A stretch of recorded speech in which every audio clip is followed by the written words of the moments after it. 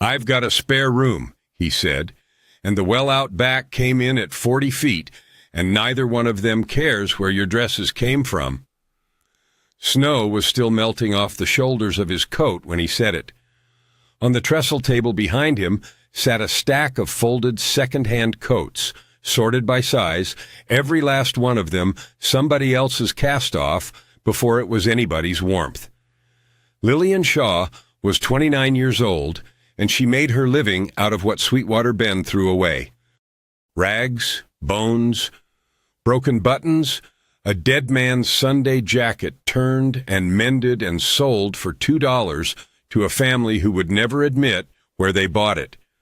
The better houses in that town let her come to the back door and not the front, and they were polite about it, which was worse.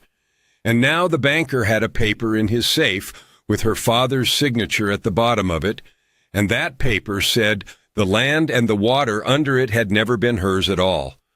If this story reminds you that kindness costs nothing and cruelty always finds its way back to the people who spread it, then do one thing for me before you go.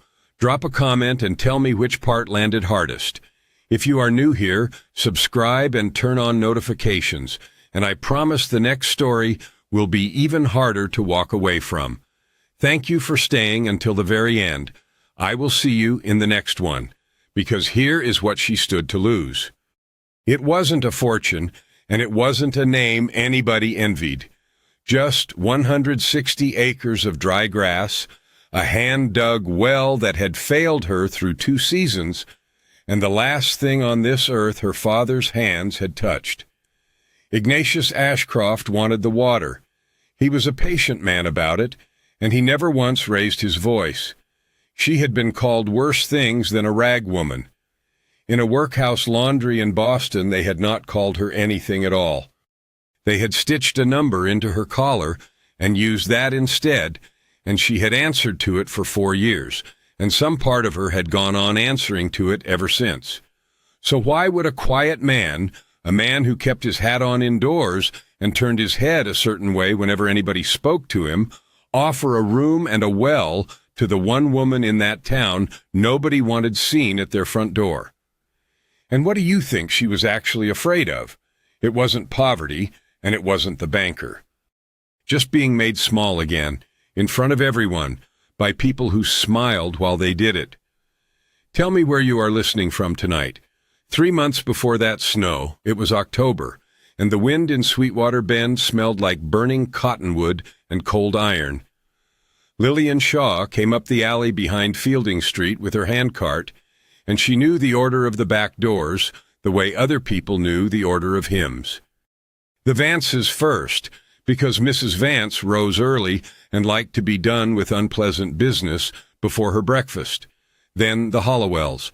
Then the parsonage, where they gave her nothing, but always gave it kindly. Then the hotel, where the cook saved her bones in a lard tin and never once asked what she did with them.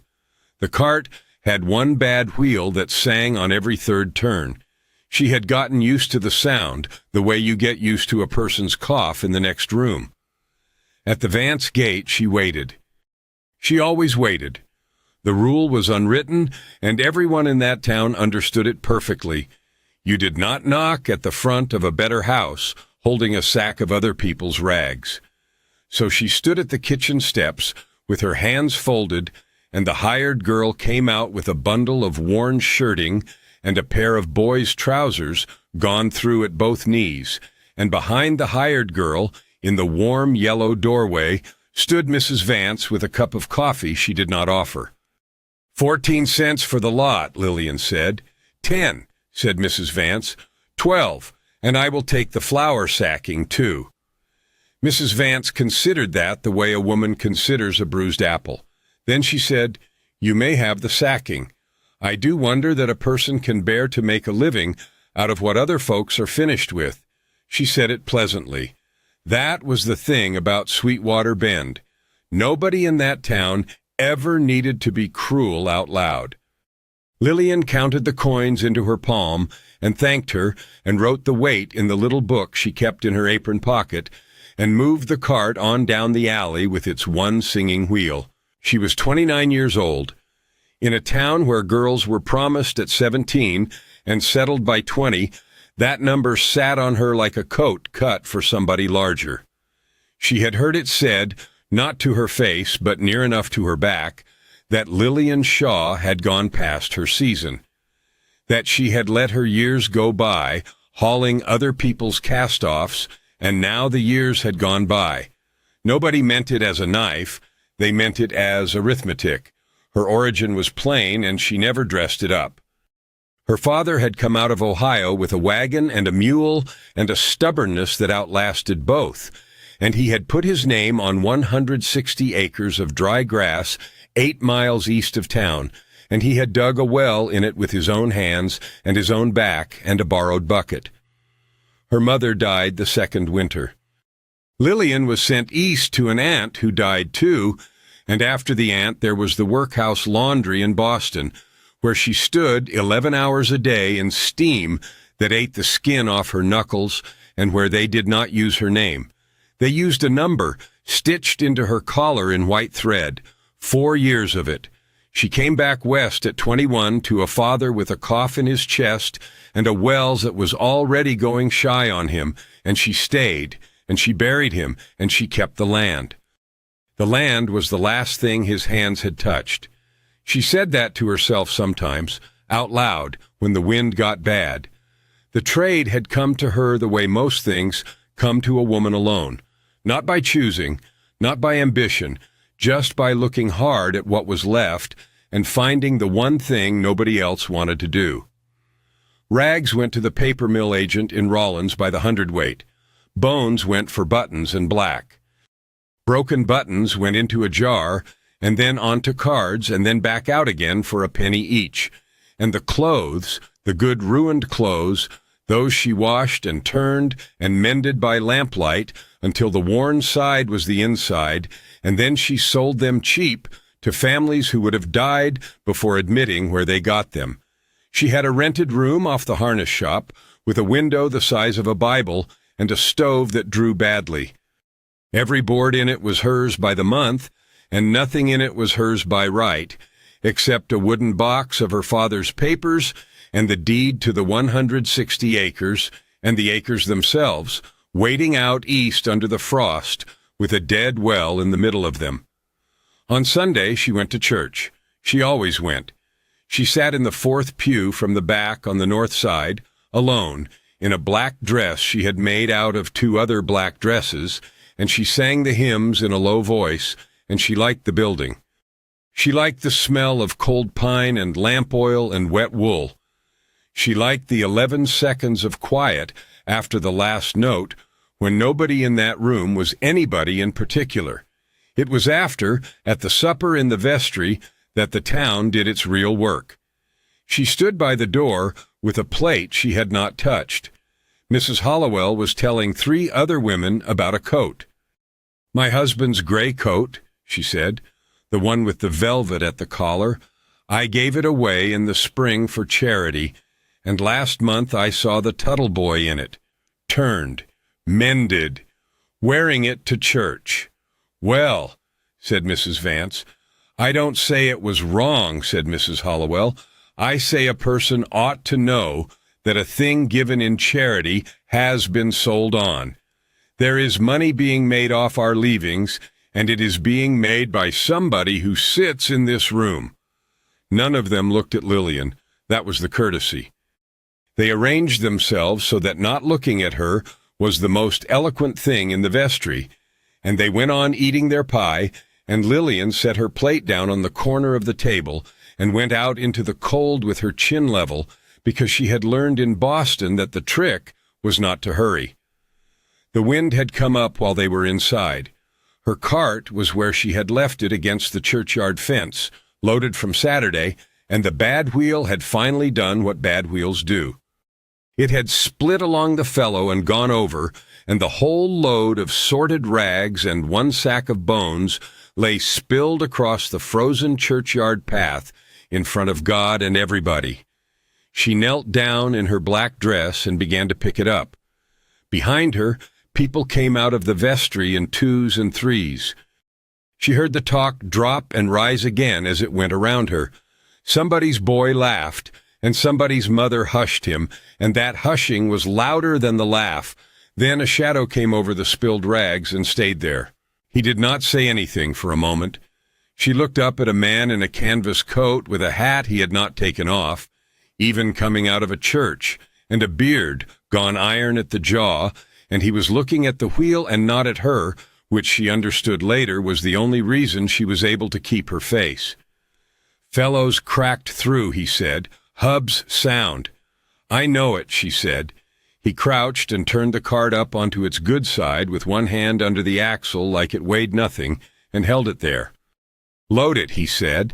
So she loaded it, and he held it, and it took the better part of 4 minutes, and in all that time he did not offer her one word of comfort and did not once look toward the people watching from the vestry steps.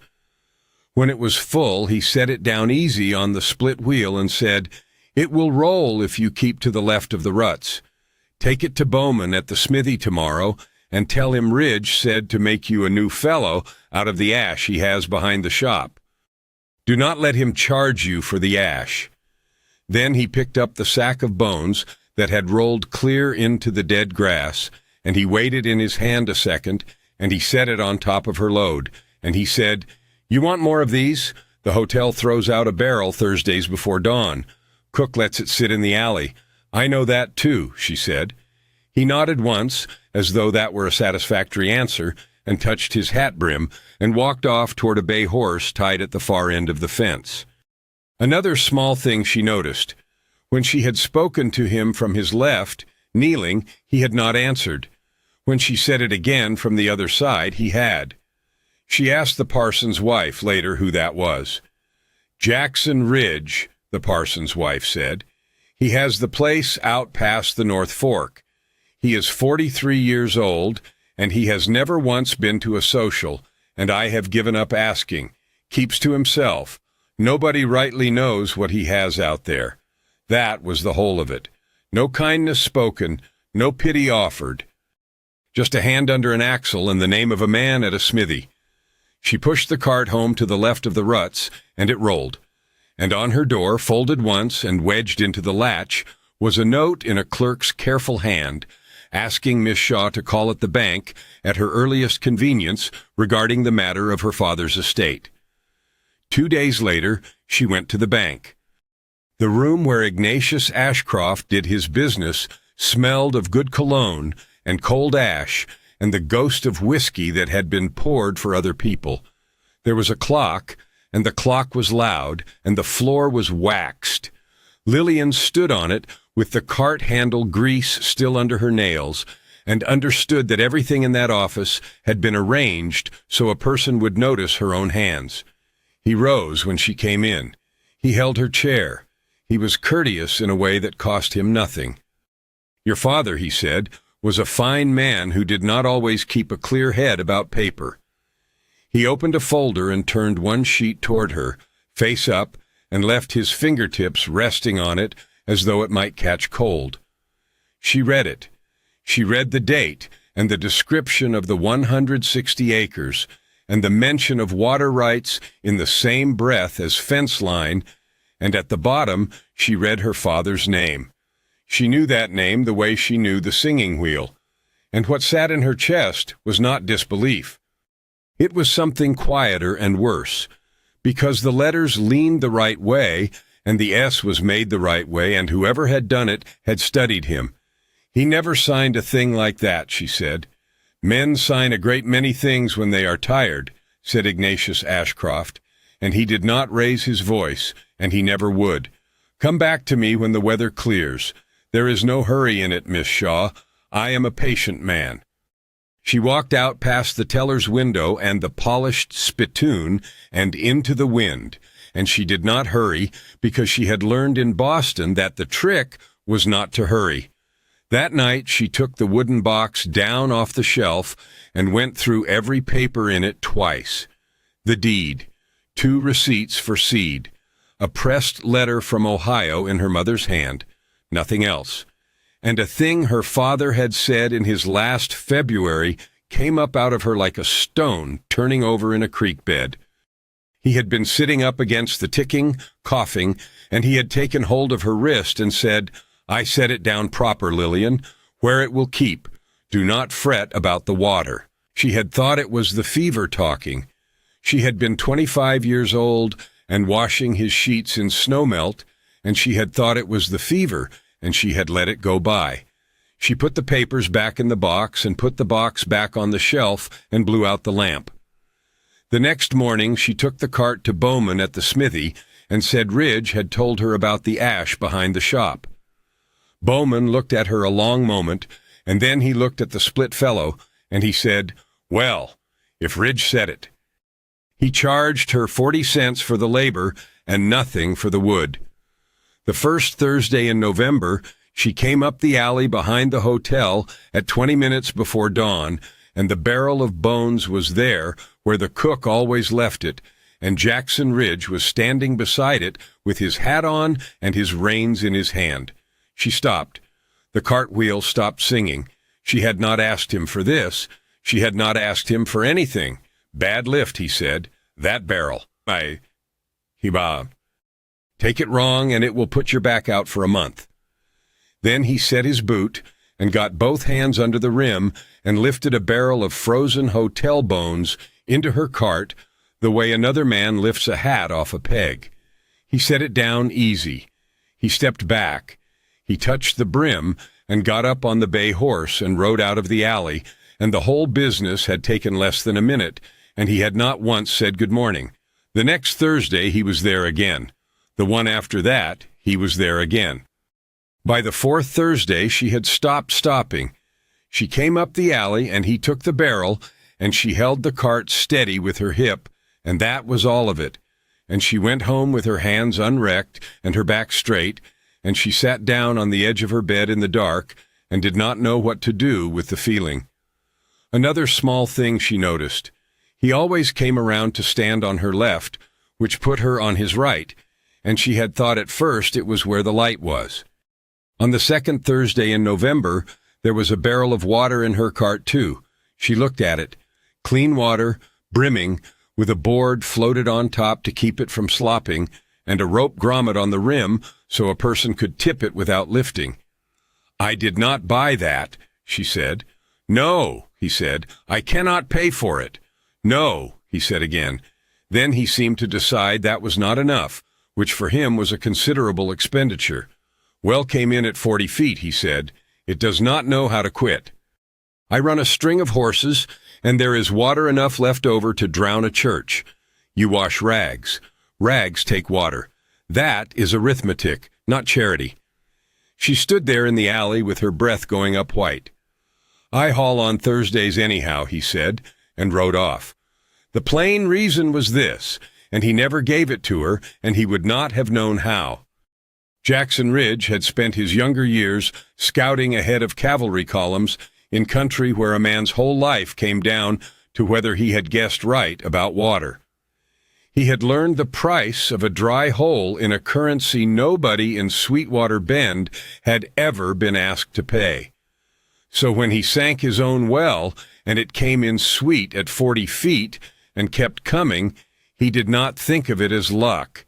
He thought of it as a debt he had not yet been billed for.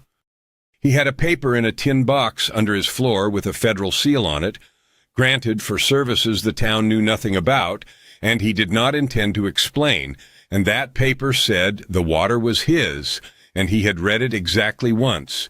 He had watched a woman kneel in a churchyard in a black dress and pick her own bones up off the frozen ground while 40 people arranged their faces.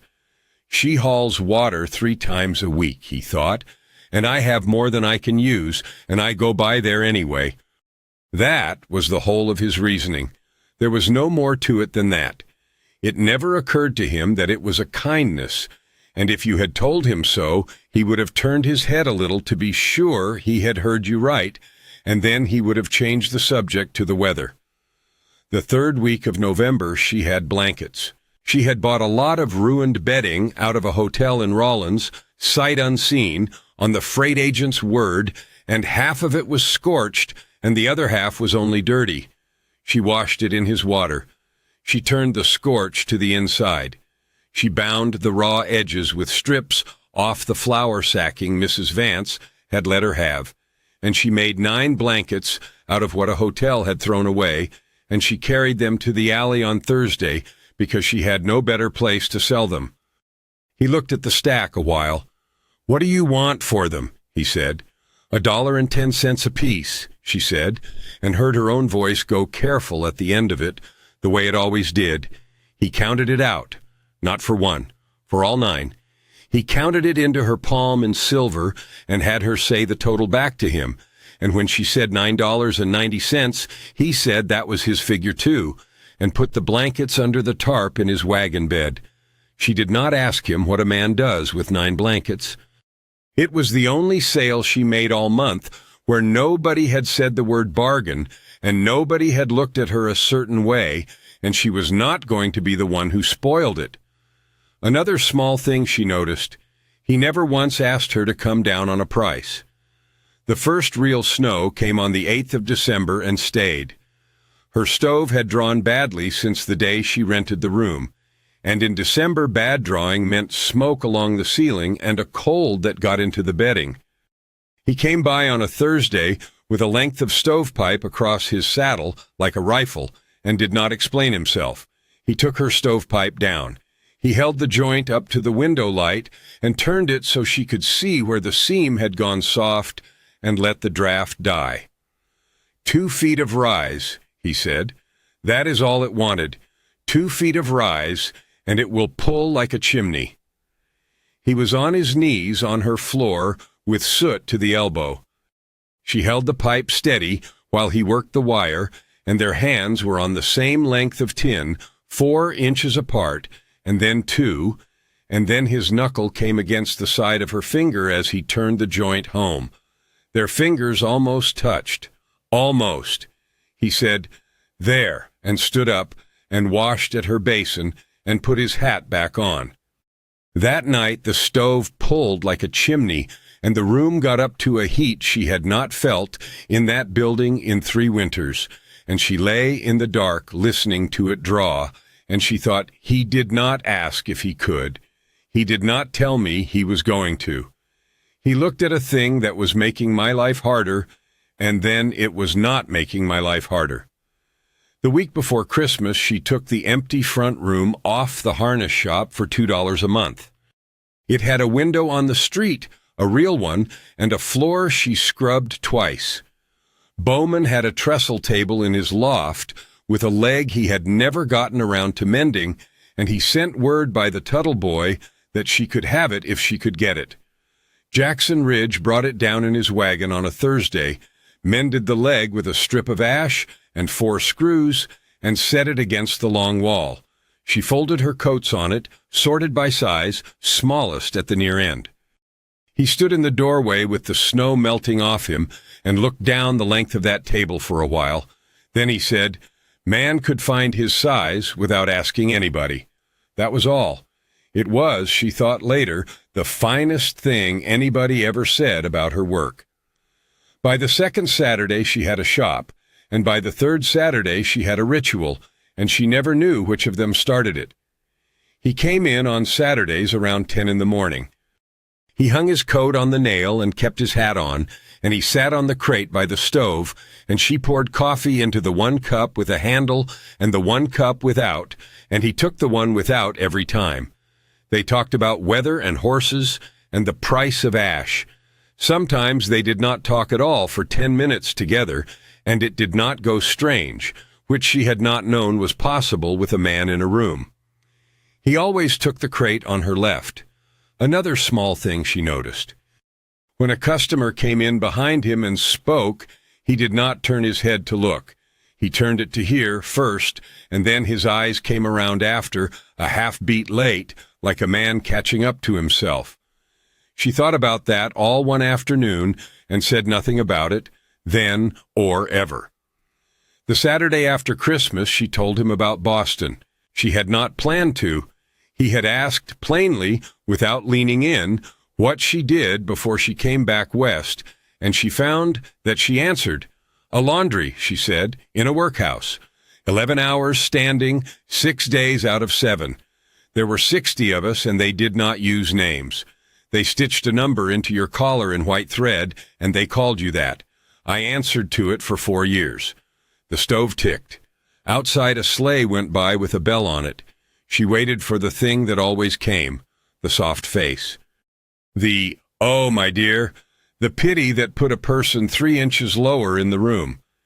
He drank his coffee and set the cup on his knee and said, "What was the number?" She told him. He nodded once, slow, the way he had nodded at her cart in the churchyard. Then he said, "My outfit gave me one too. Different reason, same idea. A man can wear it for years, and it does not become his name unless he lets it. It was not comfort, and it was not pity. Just a fact, laid down beside her own fact, like 2 boards set level." She got up and poured him more coffee so she would have something to do with her hands. Another small thing she noticed, that winter, and this is the one she kept. He never came in through the back. Every soul in Sweetwater Bend who had business with her at that shop came around the alley side, out of habit, because that was where you dealt with the rag woman. He came up off Fielding Street to the front door in daylight with his hat on and the snow on his shoulders every Thursday and every Saturday, where anybody standing at the mercantile window could count him going in. He never once mentioned doing it. She was fairly sure he did not know he was doing it. On the last Thursday of December, there was a paper nailed to the church door about a New Year's social at the Grange Hall, with supper at 7 and a fiddle. And the parson's wife stopped Lillian in the street and said everybody would be there, everybody, and looked at her in a way that meant she had been talked about kindly for once. That same afternoon, Lillian was banking the stove when she saw the banker's buggy go past the front window at a walk, headed east out of town, on the road that went 8 miles to a dead well and 160 acres of dry grass and nothing else at all. She watched it out of sight. Then she went back to folding coats, smallest at the near end, because she had 31 of them to get through before dark. The next morning, before the light was good, she paid the freight driver 25 cents to carry her east. There were 2 men on her land, with a transit on a tripod and a chain being dragged through the frozen grass. A 3rd man drove the stakes. The stakes had strips of red cloth tied to them, and they went in a line she had never seen before, cutting off the low ground where the well sat, taking the whole draw and the seep at the bottom of it, leaving her the high, dry half. She walked out to the man with the chain and asked him whose survey it was. "Company survey," he said, pleasant enough. He did not know her. He had no reason to be careful. "Which company?" He looked at his book. "Sweetwater Land and Water," he said. "Office in Cheyenne. We are only running the line, ma'am. We do not write the paper, we just measure to it." There was a printed notice tacked to the well curb with 2 nails. Her father had cut that curb out of cottonwood with a draw knife. She read the notice standing up, and then she read it again crouched down out of the wind, and it said the same thing both times. She did not pull the stakes. She thought about it for a long moment, and she did not, because she had learned in Boston that a woman who breaks something is the only part anybody remembers. 2 days after that, she was called to the bank again. The clock was loud. The floor was waxed. Ignatius Ashcroft rose and held her chair and asked after her stove, which meant he knew about her stove. "There is a matter of arrears," he said. "Taxes on the east parcel, 3 years running, paid by another party to keep the county whole. That party is entitled to redemption." He turned a paper toward her, face up, fingertips resting on it. $148.60, he said, payable on or before the 15th of March. Or the parcel goes to the party who carried it. "My father paid his taxes," she said. "Your father paid what he understood himself to owe," said Ignatius Ashcroft. Understanding is not the same as record. She looked at the figure. She sold blankets at $1.10. She sold buttons at a penny. Whose company is it? She said. He smiled the way a man smiles at a clever child. I am a servant of interests, Miss Shaw. There are gentlemen in Cheyenne who take an interest in water in this county, and I am instructed, and I instruct in turn. He said it the way another man says the weather has turned. Nobody wishes you any harm. There is simply a great deal of grass out there, and not much wet, and wet is the only thing anyone has ever wanted. He never raised his voice. He never once needed to. By Friday it had gone all over town, and it had gone with a shape on it. Not that she was poor, not that she was behind, just that a woman with nothing had somehow got a shop with a window on the street. She heard it in pieces, the way you always do. She heard it at the mercantile counter while she waited for thread, from two women who did not lower their voices because they had decided she was furniture. The rag woman has a front room now, $2 a month. And where does a person get $2 a month? She heard it from a girl who came in for a boy's coat and asked, with no malice at all, whether it was true the shop belonged to Mr. Ridge. She heard the whole of it at last from the parson's wife, who had the decency to be miserable about saying it. There is talk, the parson's wife said, about the water, about a man buying 9 blankets nobody has ever seen a use for, about him going in your front door in daylight, where the whole street can count him. They are saying you are kept, Lillian. Mrs. Hollowell has said it 3 times in my hearing, and Mrs. Vance has not troubled herself to disagree. I have never taken $1 off him that was not for goods, Lillian said. I know it, said the parson's wife. That is not what talk is for. Then the back doors began to close. Mrs. Vance set out no rags on Monday, nor the Monday after, and the hired girl would not meet her eye at the gate. The hotel cook stood on the step with her arms folded and said she was sorry. She was, but the manager had said the barrel was to go to the soap man in Rawlins after this and not to be left in the alley anymore. On the 10th, the mill agent's letter came out of Rawlins and cut her rate on mixed rags by 1/5 and gave no reason and did not need to. A woman came into the shop and put a mended coat on the trestle table and said her husband had learned where it came from and she wanted her 90 cents back. Lillian gave her the 90 cents. Then she folded the coat and set it in its place by size, smallest at the near end, because that was the work and the work did not care. Another small thing she noticed. Nobody accused her of anything. Not one soul in that town said a single hard word to her face. They simply stopped, all of them at once in the same week, the way a stove stops drawing. On Thursday, she was in the alley behind the hotel at 20 minutes before dawn, and he was there because of course he was there, with the bay horse and a barrel of clean water already sitting in her cart. She put her hands on the rim of it. I need you to take this back, she said. He turned his head a little, the way he did, and waited. They are saying you keep me, she said. Say it plain, so it is said. They are saying the shop is yours, and the water is the price of it, and the 9 blankets were never blankets at all. And there is a survey on my land, and a redemption on it, and $148.60 against my name by the 15th of March, and every back door on Fielding Street shut against me in 6 days. And if you keep walking in my front door in daylight, they will make it about you. You have lived here 43 years worth of quiet. You have never once been to a social. You have a name in this town that nobody can put a hand on, and I am not going to be the thing they use to put a hand on it. He was quiet a while. The horse shifted. That your reason, he said. Not doubt of me. No, she said. Not doubt of you. He looked down the alley toward the street, and then at the barrel, and he did not lift it back out. I would rather you did not come Saturdays, she said. She did not wait to see his face do anything, because she was not certain she could survive whichever way it went. She took the cart handle and went up the alley with the bad wheel singing on every third turn, and she did not hurry because the trick was never to hurry.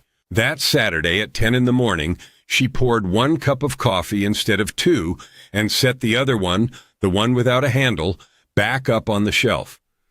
Outside, the paper about the New Year's social was still nailed to the church door, curling a little at the corner in the wind. The 3rd week of January, the weather came down out of the northwest, and it came the way it comes in that country, without any argument in it. She went east on the 15th. She borrowed a mule off Bowman and did not tell him why, and he did not ask, and he tightened the girth himself and said the sky did not look like much, but the sky never does. She had 59 days until the 15th of March and $148.60 against her name and $6.40 in a tobacco tin under her floorboard. And she had a sentence in her head that would not lie down. I set it down proper, Lillian, where it will keep. So she went out to the 160 acres to look for it.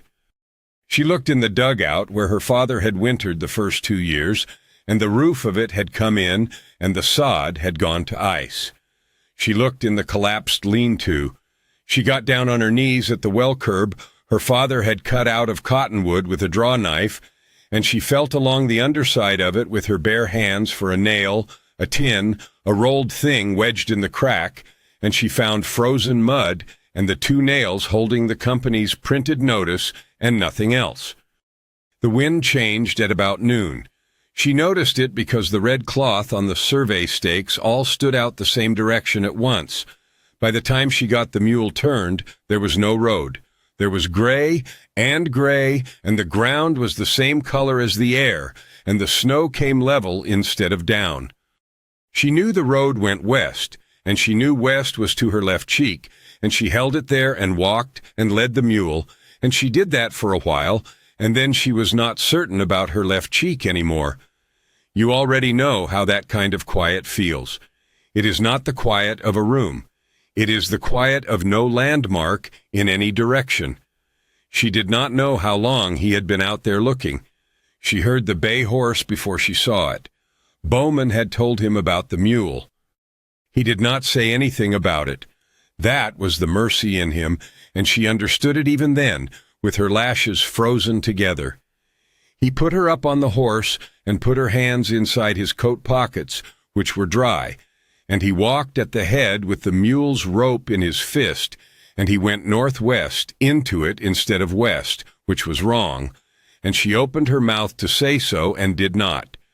And 40 minutes later there was a fence line, and then a gate, and then a low house with a lamp in the window that he had left burning before he ever went out. Inside, his place smelled of coffee grounds and harness oil and hot iron. He got the stove up. He put a blanket over her shoulders and a cup in her hands, and he did not once say, "What were you thinking?" He pulled her boots off himself, both of them, kneeling on his own floor with his hat still on, and set them on the fender where they would dry slow instead of split. Then he said, "Room's through there. It has a stove of its own, and I have already lit it. There is a bolt on the inside of that door, and I put it on myself, so I know it works." She stood in the doorway of that room with the cup in her 2 hands. The walls were lined with her blankets, all 9 of them. Tacked up on the studs, edge to edge, floor to ceiling, the scorched side turned in, and the bound flour sacking showing along the seams where she had bound it herself with her own hands in November. Mrs. Vance's sacking, her stitches, uneven at the second corner where the lamp had guttered. The whole room hung with them, a wall of them. She did the arithmetic standing there. He had bought them the 3rd week of November. He had asked her the price, and paid the price, and never said a word to her about the room, and there was fresh pine framing in the corner and a window sash not 2 months old. "You bought them for this," she said. "Wool holds heat better than boards," he said. "It was the cheapest good wool in the county, and I knew where it had been washed. That is all." "That is not all," she said. He turned his head a little, the way he did, and did not answer that, and went to see to the fire. They sat up a long time. The storm worked at the north wall of the house, and the house did not care about it. She told him then she had not planned to, and she never did plan to, with him. She told him about February 4 years ago, about her father sitting up against the ticking and the sound in his chest, and how he had taken hold of her wrist hard enough to leave marks and said, "I set it down proper, Lillian, where it will keep. Do not fret about the water." And I thought it was the fever, she said. I was 25 years old, and I was washing his sheets in snowmelt, and I thought it was the fever talking, and I let it go by. There is a second paper. There is a paper he signed himself with his true wishes in it, because that is the kind of man he was about the water. And he told me where it was in so many words, and I did not listen. And it has been sitting somewhere for 4 years, while a banker in a waxed room drew up a better one. That is mine. That is my doing. She had said the worst of it out loud in his house, and she waited for what people do with the worst of it. He set his cup on his knee. "Say the words again," he said, "the exact ones. Where it will keep." He nodded, slow. "A man does not say where it will keep about his own pocket," he said, "or his own shelf. Where it will keep is somewhere else, somewhere with a safe in it, or a stone floor, or a clerk. Your father had a wagon and a mule, and he came out of Ohio, and he did not trust this town with his money, so he did not trust it with his paper either. He put it out of reach of everybody, including you." She looked at him. "You did not lose it," he said. "You are the only living soul who knows it exists. Everybody else in this business has forged paper and lawyers and gentlemen in Cheyenne. You have got the one thing they cannot buy, which is that you were in the room when he said it." It was not comfort or absolution, just the fact of it, set down level beside her own. They almost touched once that night. She reached for the coffee pot on the fender, and he moved it toward her at the same moment, and the backs of their fingers came together on the handle for about 2 seconds, and neither one of them said anything, and she took the pot. Another small thing she noticed. He had put the crate on her left in that house, too, in a room he had built before he ever knew she would stand in it. 2 days later, when the road opened, he came into her shop by the front door off Fielding Street, in daylight, where anybody at the mercantile window could count him going in. The snow was still melting off the shoulders of his coat. Behind him on the trestle table sat the stack of second-hand coats, sorted by size, smallest at the near end, every last one of them somebody else's cast-off before it was anybody's warmth. "I've got a spare room," he said, "and the well out back came in at 40 feet, and neither one of them cares where your dresses came from." She stood with a coat sleeve in her hand and could not make her voice work for a moment. "I cannot come out there," she said, "not while they are saying what they are saying. Not while it would look like the thing they want it to look like." "All right," he said. "The social has been set back twice by weather. It is the last Saturday of the month now, supper at 7. "I know it," he said. "Come," she said. "Come and sit where they can see you, and let them see there is nothing to hide." He looked down the length of that table a while, the way he had the first day. Then, "Save me a seat," he said. He had never once been to a social in his life. The last Saturday in January, supper at 7, and the Grange Hall smelled of coffee and wet wool and scorched pie crust, and every bench in it was full. Lillian Shaw came in at 20 minutes before the hour and set her dish on the long table and saved a seat on the aisle with her hand flat on the wood. At 3 minutes to 7, the door opened and Jackson Ridge came in with his hat on. The fiddle did not stop, but a good deal else did. He hung his coat on the peg by the stove, which was the only peg he had ever used in his life, and he came down the aisle at a walk and sat on her left and put his hat on his knee, indoors, for the first time in anybody's memory. Then the Tuttle boy came by with the bread basket in the gray coat with the velvet at the collar, and stopped and said to the whole table, "Plain as milk, Miss Shaw never took the 90 cents off my mother. When the baby was bad, she sent the coat and would not take it." Mrs. Hollowell looked at the coat a long moment. Then she said quietly that it wore better turned than it ever had new. The old woman sat at the end of the bench, the boy's grandmother, 84 years old and hard of hearing and cheerfully indifferent to what a room wanted. She had been talking about her wagon all evening because nobody had stopped her. She said, "Shaw, that was the one I hauled to Rollins." The parson's wife said, "Ma Tuttle, eat your supper." 2 days on the road, said the old woman, autumn before he died. He would not ride the mail, he wanted the wagon, and he had his good coat on and a tin box on his lap the whole way, and he would not set it down to eat. He went into the notary's on the corner, and I sat out in the cold like a hired dog for the better part of an hour. 50 cents it cost him. I asked him what business a man has in Rollins with a tin box, and he said a man keeps his paper where it will keep. The fiddle finished its tune. Nobody started another one. Lillian did not move. Beside her, Jackson Ridge turned his head a little to be sure and said, "Ma'am, say the last part again." "Where it will keep," said the old woman, pleased to be asked. He said it twice. He was a stubborn man about water. Ignatius Ashcroft was at the far end of the hall with a cup of coffee he did not drink. His paper was dated that autumn. His paper had her father's signature set down in Sweetwater Bend, in his own office, on a day the old woman had him 2 days out on the Rollins Road with a tin box on his knees. He said pleasantly that an old lady's memory of a season is not a record. Nobody answered him. That was the whole of it. Not an argument, not a hiss, just 60 people going back to their plates and leaving him standing there holding a cup. Bowman rode to Rollins on Monday with the sheriff's letter in his coat. The notary had retired 2 years back, and he was 71 years old, and he had kept his books because a man who keeps books does not know how to stop. Entry for the 9th of October. Shaw, Sweetwater Bend, 1 instrument, witnessed and sealed, fee 50 cents, deposited with the instrument in the office safe by the maker's instruction, to be delivered to his daughter or to any court that asked.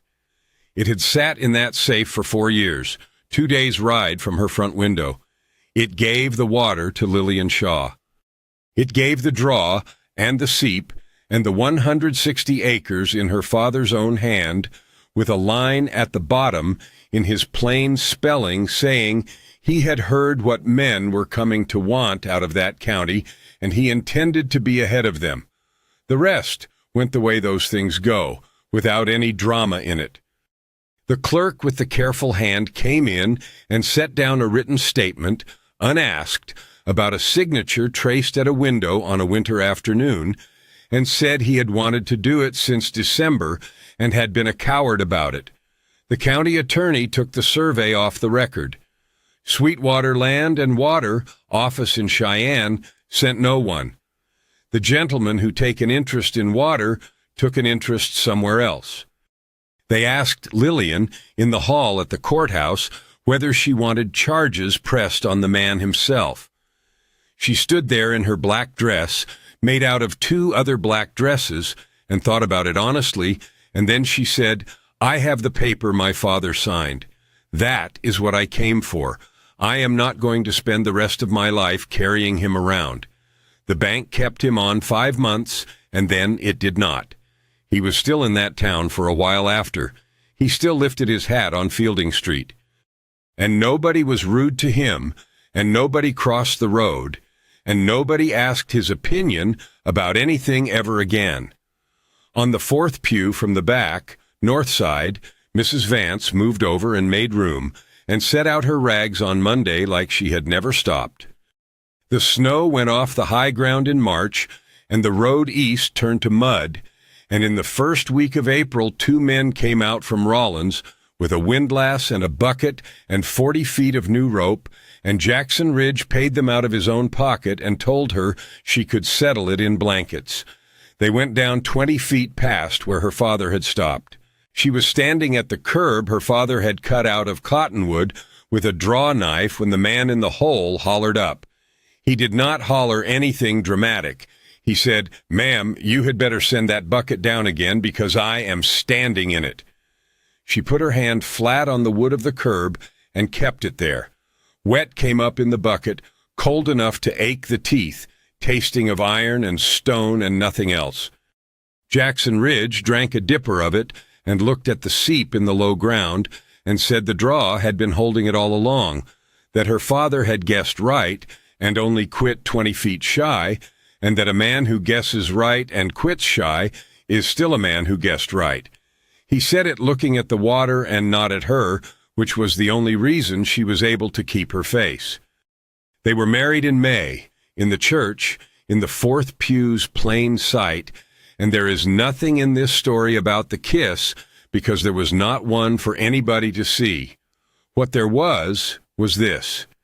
On the last Saturday in April, he came into her shop by the front door off Fielding Street, in daylight, where anybody at the mercantile window could count him going in, and he set a key down on the trestle table beside the coats sorted by size. "Front door key," he said, "not the kitchen one. There is a nail beside it for your coat, and I moved the crate to the other side of the stove so you are on my right when we sit." She looked at the key on the wood a long while. "I've got a spare room," he had said once, with the snow melting off his shoulders, and the well out back came in at 40 feet, and neither one of them cares where your dresses came from. She had spent 4 years answering to a number stitched in white thread. She was 29 years old, and she had never in her life owned the key to a front door. She picked it up, and then she put her hand out, palm up, on the table between them, and he looked at it a moment the way he looked at a cracked fellow, and then he took it and held it, and neither of them said one word about the water or the paper or the town. He smiled. Not the once or twice a year sort he gave a good horse. The whole of it, given plain, given only to her, in a room full of other people's cast-offs. When I think about them, I do not think about the courthouse or the notary's ledger or the man with the waxed floor. I think about 9 scorched hotel blankets tacked to the studs of a room he built before he had any right to hope she would stand in it, flour sacking showing along the seams, her own uneven stitches at the second corner where the lamp had guttered. He did not tell her she was worth keeping warm.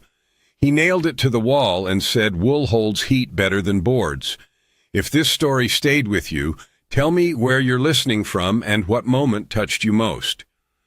Drop a comment and tell me which part landed hardest. And if you are new here, subscribe and turn on notifications. If you'd like more quiet evenings by the fire, lonely roads, quiet cowboys, and hearts finding their way home, come back for the next one.